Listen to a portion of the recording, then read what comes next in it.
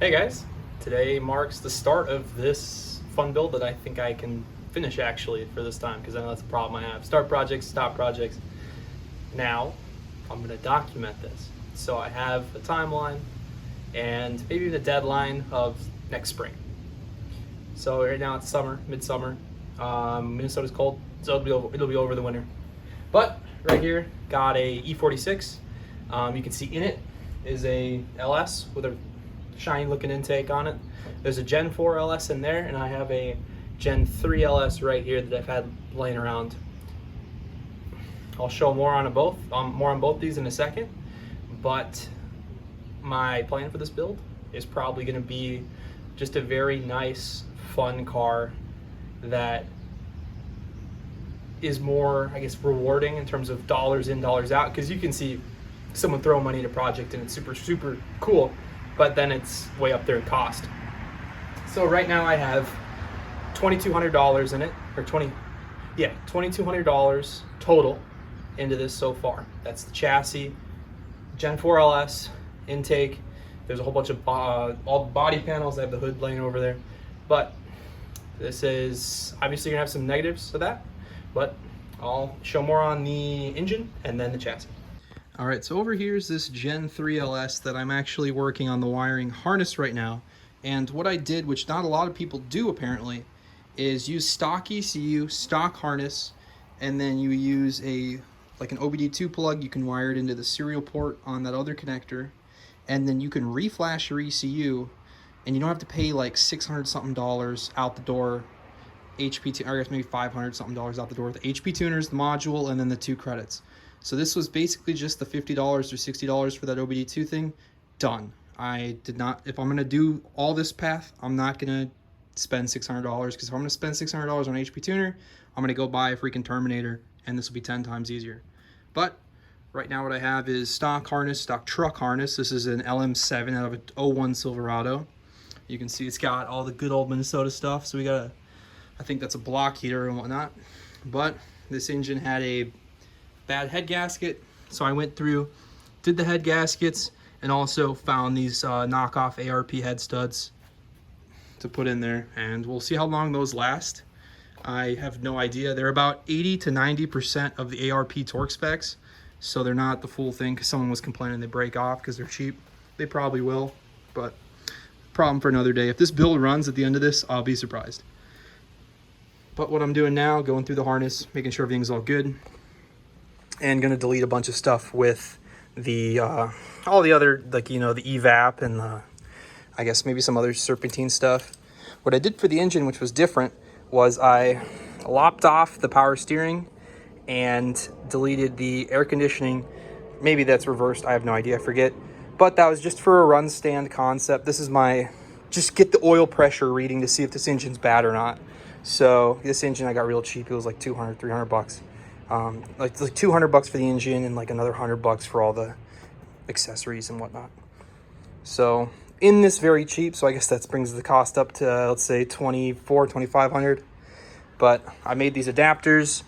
I got these little laser cut steel plates from Summit Racing, and then just welded in another part, which is these O2 connectors, just so I can see the ECU go into closed loop tuning, because the closed loop is a little bit more complicated to program on that, because you're using stock programming, and it's weird.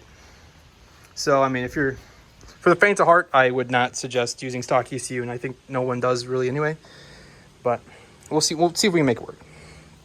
So getting over here to the shiny part is this Gen 4 with these flipped headers to clear the frame rail. I don't know, I have 2 sets of those manifolds.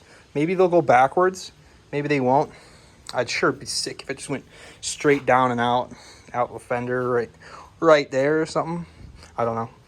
I want to be as fun as possible with this build. This is dollars per happiness ratio min-maxing will be the motif here. So right now the intake's just sitting on there, but Gen 4 LS, so that it doesn't have the DoD delete yet, so I'll just get started with that for now. I don't want to do the DoD delete and all that yet. It's backup block. This car is pretty clean for what it needs to be. Has full interior. The store card fell off. Put it over there. Pretty clean, so I guess relative. Let's see.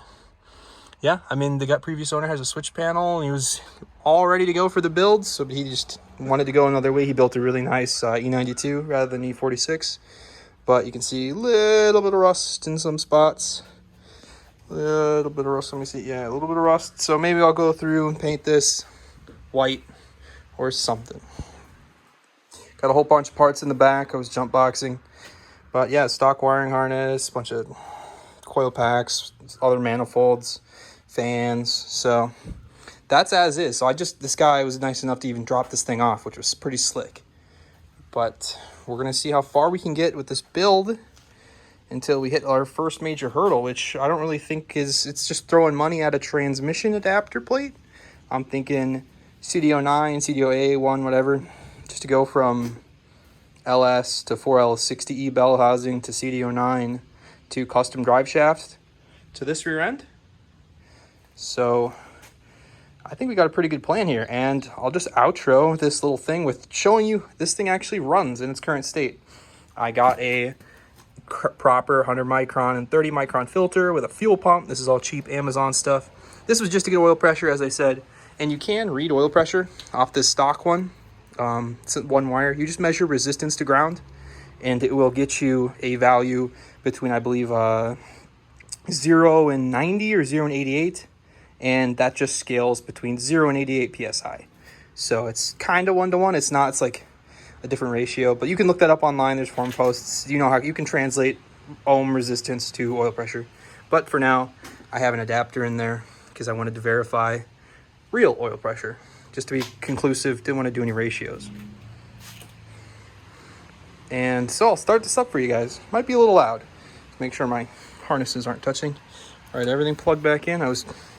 Should be good. All right, first thing, fuel pump.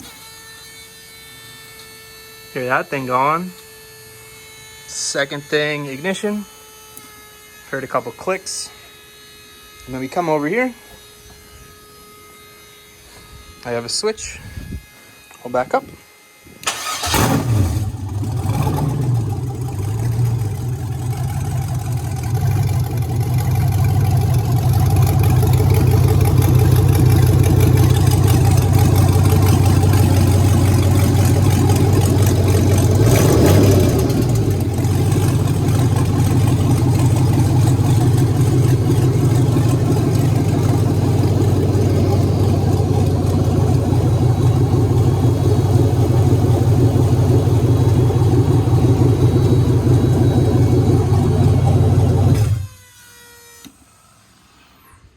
I went through and shimmed the bypass on this oil pump too while I had the pan off, because I believe I got to throw an F-body pan on.